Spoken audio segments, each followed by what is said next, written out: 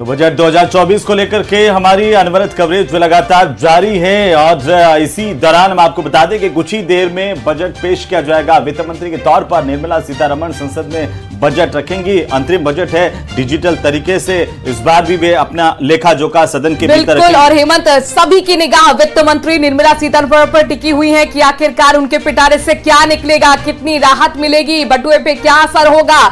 हर वर्ग को अपनी उम्मीदें हैं, चाहे महिला हो, किसान हो, गरीब हो, युवा हो और सैलरी क्लास हो, बिजनेस क्लास हो, सबको साधने की कोशिश मोदी सरकार की रहेगी।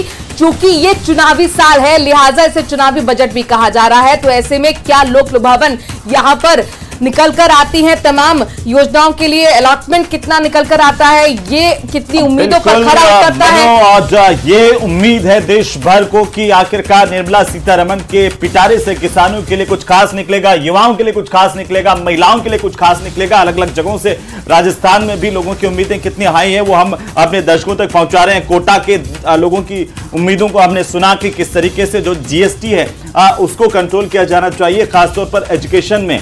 अगर शिक्षा में जो जीएसटी है उसको कम किया जाए, ये मांग रही है। जोधपुर के लोगों का कहना है कि टेक्सटाइल का हब है जोधपुर का इलाका, कलाकृतियां बनती हैं, इस तरह से उन पर कुछ छूट उन्हें मिलनी चाहिए। और फिलहाल ये तस्वीरें आ रही हैं, सीधी तस्वीरें सदन के भीतर की।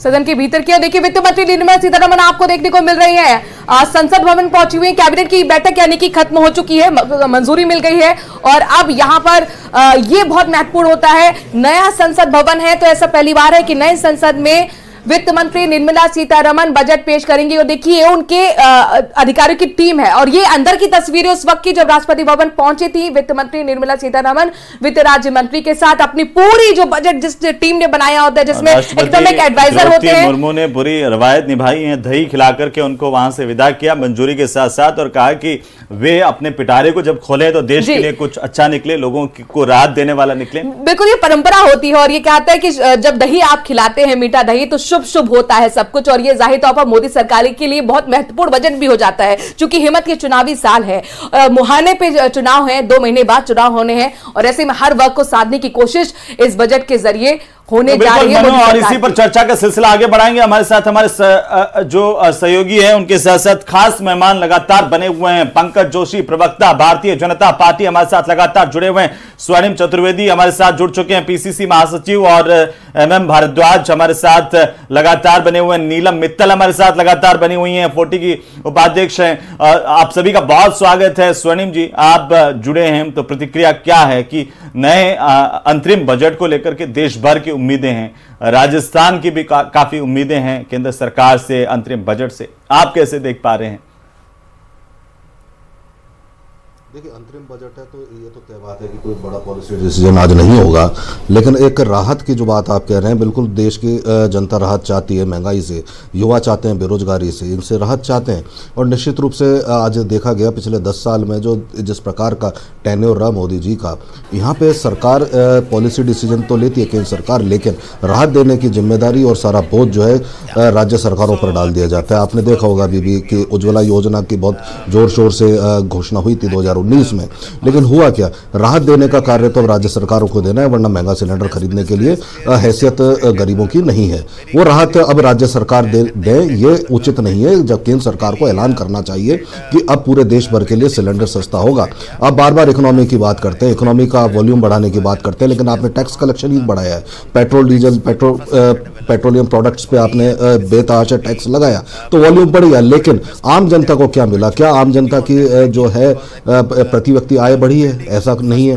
क्या यहाँ पे हंगर इंडेक्स में हम ऊपर चढ़े? नहीं है। सबसे बड़ी बात यह है कि आज राजस्थान की ही नहीं देश भर की जनता को ये आशा है और अपेक्षा है, आकांक्षा भी है कि महंगाई से किसी तरह से राहत मिले। जो 4 जातियां प्रधानमंत्री जी ने गिनाई थी, युवाओं को रोजगार मिले। सबसे पहली घोषणा ये करें कि अब जितने भी सरकारी महकमे हैं केंद्र सरकार के और उपक्रम हैं, उन सब में खाली जो पद हैं वो भरे जाएं। तब तो ये माना जा सकता है। किसानों के लिए घोषणा करें कि जो जीएसटी और लगा करके इक्विपमेंट्स पे, खाद पे, रसायन पे जो बोझ डाला, जो उनकी आय बढ़ाने की जगह उनका खर्च बढ़ा दिया, आज उससे उनको राहत मिले, महिलाओं को राहत मिले जब सस्ता सिलेंडर उन्हें मिले। पंकज जोशी जी मुझे लगता है इसका जवाब देने के लिए तैयार है। पंकज जोशी जी जवाब दीजिए। स्वर्णिम चतुर्वेदी कह रहे हैं कि क्या उज्ज्वला योजना आपने बना दी लेकिन गैस सिलेंडर के दाम इतने ज्यादा बढ़ गए हैं, युवा बेरोजगार है, क्या ये राहत मिलने वाली है? देखिए बिल्कुल, देखिए पहले गैस सिलेंडर ही नहीं मिलता था, आज गैस सिलेंडर पहले इन्होंने 500 गारंटी दी थी, 450 में प्रदेश में मिल रहा है, पहली बात। दूसरी बात, आपने देखा कि पहले बजट आया करते थे तो किसान जो है, छोड़िए आप चीजों को, यूरिया के लिए लाइन में लगता हुआ नजर आता था, आपने देखा। और यूरिया किसके यहां मिलता था? माननीय मुख्यमंत्री के भाई के यहां।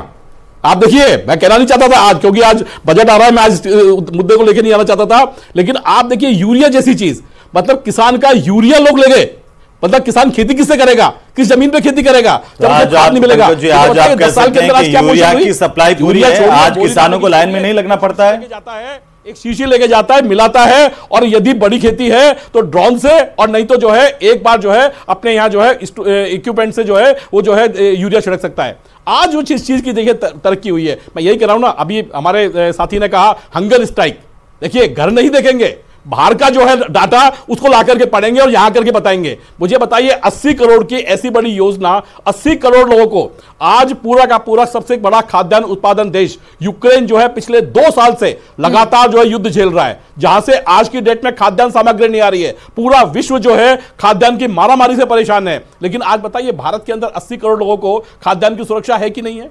किन कारण से है? आपने कोई योजना लेकर के आए क्या? और छोटी सी बात मैं आज और बता दूं, आपको बड़ी अच्छी लगेगी कि पिछली सरकारों ने जब देखा तो आप देखिए बजट से पहले या चुनाव से पहले क्या मुद्दे हुआ करते थे? 2G घोटाला, 3G घोटाला, ये घोटाला, वो घोटाला, ये घोटाला, इसमें खा गए, इसमें कर गए। मुझे बताइए 10 साल से भैया आप कहां पर हैं? बताइए ना, एक घोटाला हुआ है? लेकिन इसकी बात नहीं करेंगे, केवल जो है अपने मनों की तो पंकज जोशी जी आज ये उम्मीद करें कि जो तमाम जो है तरक्की कर रहा है, सोशल योजना है, लाभार्थी योजना है, उनका अलॉटमेंट और बढ़ने वाला है। मैं बिल्कुल बिल्कुल, जो भी देखिए, कोई भी व्यक्ति, हमने कहा ना, कोई भी व्यक्ति जो है भूखा नहीं सो सकता आज की डेट के अंदर। ठीक है सर, वक्त कम है क्योंकि काउंटडाउन शुरू हो चुका है, इसलिए बहुत जल्दी जल्दी हम अलग अलग मेहमानों के पास जा रहे हैं ताकि सभी का हम रिएक्शन ले सके। हमारे साथ नीलम मित्तल भी जुड़ी हैं जो कि 40 के उपाध्यक्ष हैं, आप बिजनेस वुमेन है सफल। क्या उम्मीद कर रही है आज महिलाओं के लिए नीलम? जी, जैसे सतीश पुनिया जी ने बोला कि ये सर्वसमावेशी आने वाला बजट है, तो मैं इस बात से पूरी तरीके से सहमत करती हूँ। बजट में बहुत कुछ नहीं सर्व हो सकता क्योंकि बहुत अंतरिम बजट है, चुनाव सामने है, बट जो एक महिला उद्यमियों के लिए और युवाओं के लिए मुझे लगता है कि इस बजट से बहुत ज्यादा आशाएं हैं। एक चीज मैं पंकज जोशी जी से बिल्कुल सहमत करूंगी, मैं खुद जब मैं बड़ी हो रही थी और मैं बजट को रीड आउट करती थी तो मुझे समझ में आता था कि बजट से पहले घोटालों की बात होती थी, पर 10 साल से ये घोटालों की बात नहीं होकर एक्चुअल में वर्क हुआ है बजट पे, चाहे वो युवा पीढ़ी हो, किसान हो, बेरोजगार लोग हो या महिला उद्यमी हो। तो हर वर्ग को एक साथ सर्व करना किसी भी सरकार के हाथ में भी नहीं। जाहिर तौर पर ये बहुत बड़ा चैलेंज इस वक्त मोदी सरकार के भी सामने है कि आखिरकार हर वर्ग को कैसे साधने की कोशिश होगी, क्योंकि हर वोटर को खुश भी करना है, चुनावी साल है। MM भारद्वाज भी हमारे साथ जुड़े हुए हैं। MM भारद्वाज जी, आप क्या उम्मीद कर रहे हैं बजट से, और पिछले साल के कंपेयर में इस बजट में आपको कितना अनाउंसमेंट की उम्मीद नजर आ रही है? खासतौर पर उद्योग के लिए आप क्या यहां पर राहत भरी खबर की उम्मीद कर रहे हैं?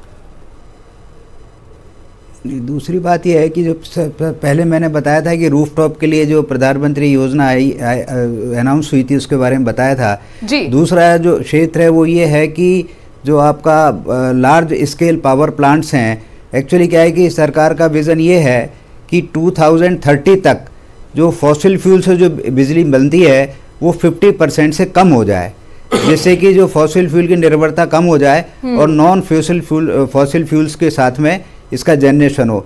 तो ये उम्मीद की जा रही है कि बड़े प्लांट्स के लिए फाइनेंसिंग जो अप्रोच है कि फाइनेंस किस तरह से इजीली अवेलेबल हो, एक्सेस टू द फाइनेंस किस तरह अवेलेबल हो, जिससे कि बड़े प्लांट्स लगाने में लोगों को सुविधा मिले और हमारी जो डिपेंडेंसी फॉसिल फ्यूल्स पर है वो घट करके और सारा जो हमारा कंसंट्रेशन है वो नॉन फॉसिल फ्यूल्स पर आ जाए, क्योंकि 2030 तक का प्लान है। 2030 अब कोई बहुत ज़्यादा दूर नहीं है, तो ये कोशिश की जाएगी कि हर साल करीब 20,000 30,000 मेगावाट का और ज़्यादा इसके अंदर जनरेशन जो है ऐड किया जाए, दूरगामी परिणाम भी इससे आएंगे। सरकार अगर इस पर कदम आगे बढ़ाएगी तो बिल्कुल। भारद्वाज साहब आप ठीक करें। स्वर्णिम चतुर्वेदी, बीजेपी लगातार ये कह रही है कि जब से उनकी सरकार आई केंद्र में घोटालों की बात नहीं होती है। आपके समय में सिर्फ घोटालों की चर्चा बजट से पहले होती थी। वो कह रहे हैं कि आज हम दुनिया की सबसे बड़ी इकोनॉमी अर्थ में सबसे आगे दिखाई देते हैं। तो एक लगातार सुधार हुआ है। जी स्वर्णिम जी। देखिए हेमंत जी, मैं तो एक ही बात कहना चाहता हूँ, जब सैया भैया कोतवाल तो डर का कौन जांच करेगा? क्या ईडी सीबीआई कभी जांच कर रही है? लगे थे ना केंद्रीय कृषि मंत्री जी पर आरोप, 10,000 करोड़ के जमीनें खरीदने के सबूत भी पेश किए थे एक व्यक्ति ने, हमने तो देखा था, आपके चैनल पे भी देखा था, लेकिन कौन जांच करने गया क्या? कोई नहीं जाएगा। इसलिए ये सब बातें बेकार है। 2G की भी जो चर्चा की थी वो भारतीय जनता पार्टी नहीं की थी, एक और सिविल सोसाइटी से मिल करके, और आज क्या हुआ? वो सुप्रीम कोर्ट ने कहा कि कोई घोटाला नहीं हुआ। तो ये सब बातें जो है बातें ही रह जाती हैं। आप पूछ लीजिए इनसे, क्या पीएम केयर्स फंड का हिसाब किताब पेश होगा जनता के सामने? क्या ऑडिट होकर के आएगी? नहीं आएगी। ये सब चीजें बेकार हैं। लेकिन मैंने जो गिनाए बात, आम जनता को राहत कैसे मिलेगी? क्या पेट्रोल डीजल सस्ता होगा? क्या महंगाई कम होगी? क्या युवाओं को रोजगार मिलेगा? क्या नौकरियां खुलेंगी? क्या भर्तियां होंगी? किसानों के लिए क्या जो अगर आप घोटाले का जिक्र कर रहे हैं, राफेल को लेकर भी आपने बहुत बड़ा घोटाले का यहाँ पर जिक्र किया था, आप कोर्ट तक गए थे और कोर्ट से आपको हार ही मिली थी। तो ऐसे में कुल मिलाकर मुझे जी अपनी बात पूरी करें।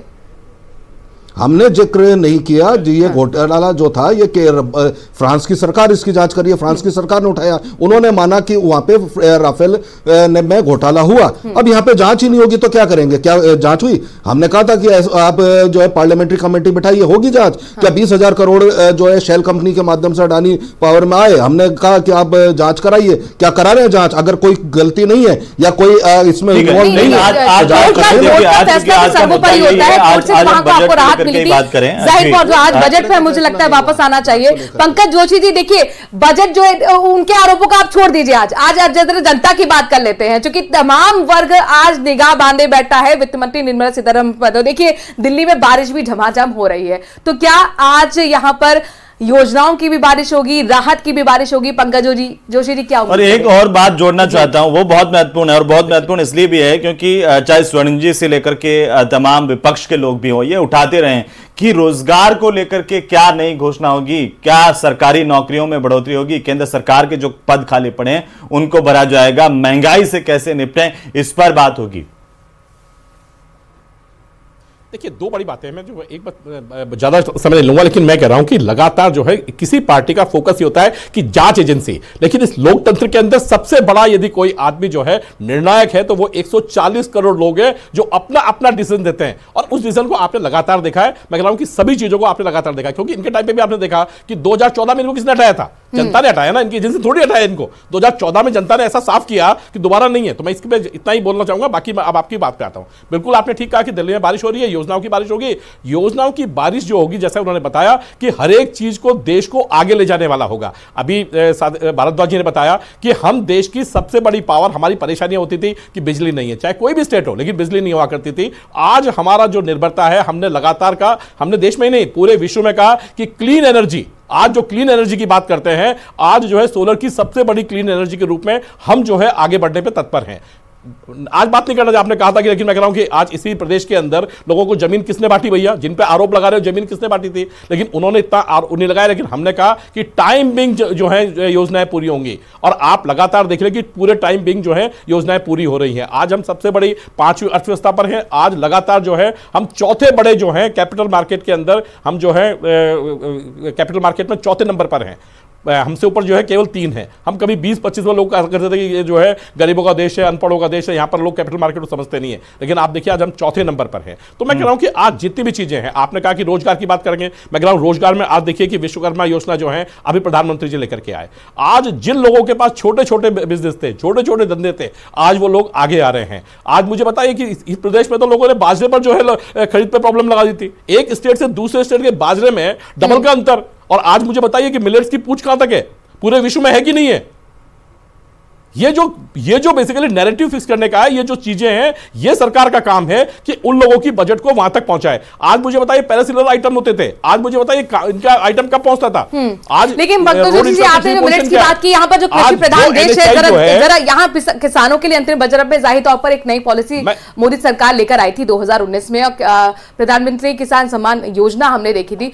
मेरा आपसे सवाल है, आज भी ये चीज होती है कि किसान का बेटा नहीं चाहता कि वो किसान बने, आखिरकार इसको आप कैसे प्रॉफिट से जोड़ेंगे? सवाल ये। और इसके पीछे की वजह पंकज जी, आप तो खुद ग्रामीण पृष्ठभूमि से जुड़े हुए हैं, खेती फायदे का सौदा नहीं रह गया और आपकी सरकार ने कहा था कि हम किसानों की आय को दोगुनी कर देंगे। देखिए आज मैं कह रहा हूं, आज खेती की आप देखेंगे तो आज जो है खेती में लगातार जो है पिछले तुलना में लगातार जो है बढ़ोतरी हो रही है। और आज बड़े बड़े छोड़िए आप, आज नए जो इनोवेशंस हैं, लगातार जो है खेती में इनोवेशंस आ रहे हैं। लोग पढ़े लिखे लोग जो हैं, MBA और IITians लोग जो हैं वो खेती की तरफ आ रहे हैं। तो कहीं ना कहीं धीरे धीरे देखिए इतना बड़ा जो बैकलॉग था उसमें कहीं ना कहीं ये चीज धीरे धीरे करके आगे बढ़ रही है।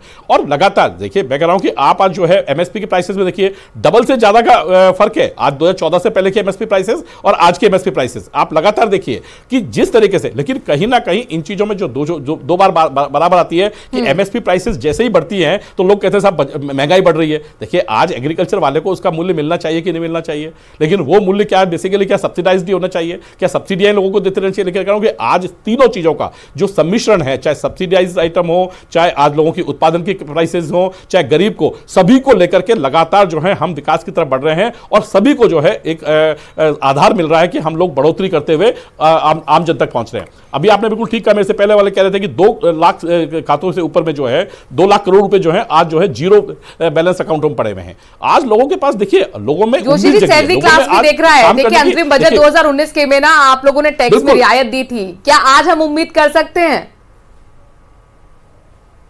देखिए मैं कह रहा हूं आज सैलरी क्लास को दिक्कत क्या दिखी है? आज मुझे बताइए, मुझे देखिए आज 9 लाख रुपए तक की इनकम जो है वो टैक्स फ्री है। तो आज क्या उम्मीद करें? आज चुनावी साल है सर। देखिए बिल्कुल, देखिए अब देखिए बिल्कुल उम्मीद की जानी चाहिए। देखिए क्योंकि बजट एक ऐसी चीज है जिसमें कोई ऐसा नहीं है कि पंकज जी को पहले पता हो और बाकी को नहीं हो। बजट आने के बाद में उम्मीद सबकी रहती है, चाहे पार्टी के कार्यकर्ता हो, पार्टी के लोग हो, लेकिन देश की उम्मीदें जो है। ठीक है, महिलाओं का भी एक सवाल लगातार हेमंत आ रहा है, मुझे लगता है एक मैं सवाल पूछ लूं फिर आप अपना सवाल पूछिएगा। चूंकि महिला आपके लिए बहुत ज्यादा कहना चाहिए कि साथ निभाती रही है, चाहे वो लोकसभा चुनाव हो, अलग अलग राज्यों में चुनाव हो, आपने देखा एक बड़ा वोटर महिला बनकर उभर कर आया है आपके साथ। उस विश्वास को कायम रखने के लिए आप महिलाओं के लिए क्या खास करने जा रहे हैं? देखिए महिलाओं के लिए लगातार योजना, जितने भी योजनाएं, चाहे मुद्रा योजना है, चाहे मैं कह रहा हूँ जितनी भी बड़ी बड़ी योजनाएं हैं, चाहे उनका जो है इंडस्ट्री में हो, आज सर्विस में हो, आज लगातार जो है महिलाओं के लिए जो है उन चीज़ों में जो है अनिवार्यता हुई है। और आप खुद देख रही हैं आज की जो महिलाएं हैं वो जो है पिछली बार की तरह नहीं है। और मैं अब एक चीज़ और छोटी सी मैं आपको बताता हूँ कि अभी जब आपने कोटा की बात की थी तो आप देखिए कि पहले जो है भाषा का जो है बड़ी नौकरियों के अंदर, UPSC के अंदर भाषा का बड़ी परेशानी हुआ करती थी। आज आप देखिए कोई भी चीज, राजस्थान से सबसे ज्यादा UPSC में जा रहे हैं। पहली बार आप देखिए कि राजस्थान से UPSC में सबसे ज्यादा है। क्यों? क्योंकि हमने जो है भाषा की जो चीजें थी, भाषा का जो अवरोध था, उसको हटाने का काम किया है। लेकिन उम्मीद तो ये भी है कि UPSC की जो भर्तियां हैं उनमें बढ़ोतरी हो, ज्यादा से ज्यादा लोगों को रोजगार मिल पाए। उस पर भी अभी कोटा में हमने स्टूडेंट से सुना कि कैसे कह रहे थे कि केंद्र सरकार की जो नौकरियां हैं उनमें बढ़ोतरी हो सके, कम से कम सरकारी नौकरियों की जो उम्मीद युवा लगाए बैठे हैं। हम आते हैं उस पर, लेकिन नीलम मित्तल, जैसे महिलाओं की बात हो रही थी, एक अगर हम बिजनेस सेक्टर की बात करें, व्यवसायियों में एक बहुत महत्वपूर्ण बात अभी उन्होंने कही कि हम सोलर को लेकर के जो बड़ी इंडस्ट्रीज हैं उनको लाभ मिल पाए, जैसे कि ज्यादा से ज्यादा पावर कंजप्शन को लेकर के हम आत्मनिर्भर बन पाए। आपको इसमें कितनी उम्मीद नजर आ रही है? हाँ, तो उससे पहले मैं प्रीवियस टॉक्स पे जाना चाहूंगी। जब मैं यहाँ सुन रही थी, हमारे पास लिमिटेड सोर्स है जिनको हम बांट सकते हैं, ये सरकार की तरफ से मैं रख रही हूँ बात को। अब उसको हर साल, आप राजा तो है नहीं कि आपके पास खजाना और जनता को बांट दो। हर साल बजट आता ही इसीलिए कि कोई भी वर्ग अछूता नहीं रहे।